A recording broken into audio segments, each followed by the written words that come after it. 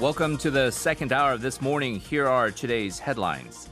At an emergency meeting convened to check on the latest COVID-19 resurgences in the greater Seoul area yesterday, President Moon Jae-in urged authorities to secure additional COVID-19 vaccines for the country, even if it means that the government will have to allocate extra funding.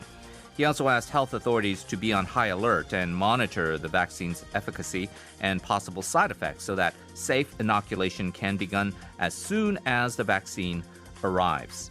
President Moon said that with the alarming resurgence of COVID-19 cases in the metropolitan area, it may be too early to let down our guard, but he expressed hopes that with vaccinations set to start as early as February of next year, the country will soon reach the end of a long tunnel.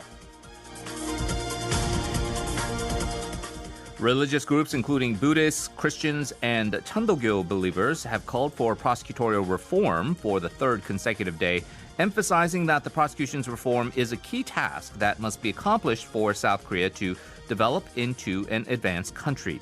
These voices have also been echoed by Christian pastors overseas in the U.S., China, Japan, and Germany, as they claim that the only way for the prosecution to earn the public's trust is for them to stop serving as a servant to the dictators and economic vested interest and conform to reforms.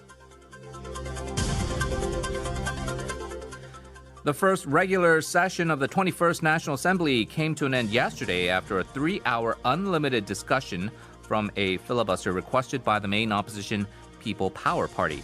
15 of the 115 proposed bills, including a revision of the CIO bill, more widely known as the 공수처법, will most likely be passed at the extraordinary session set to begin later today.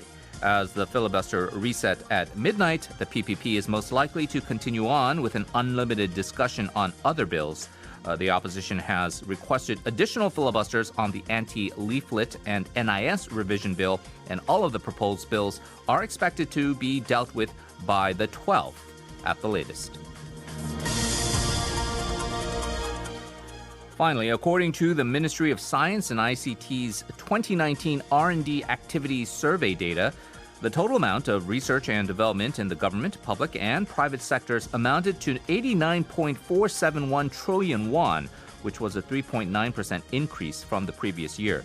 The R&D investment capacity in the public and private sectors reached an all-time high last year, and the proportion of R&D in Korea's overall GDP ranked second in the world.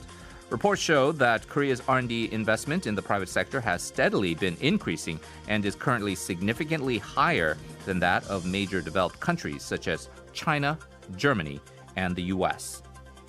And you can listen to these headlines once again on our YouTube channel by searching TBS eFM. Once there, you will get a script of the headlines and subtitles as well.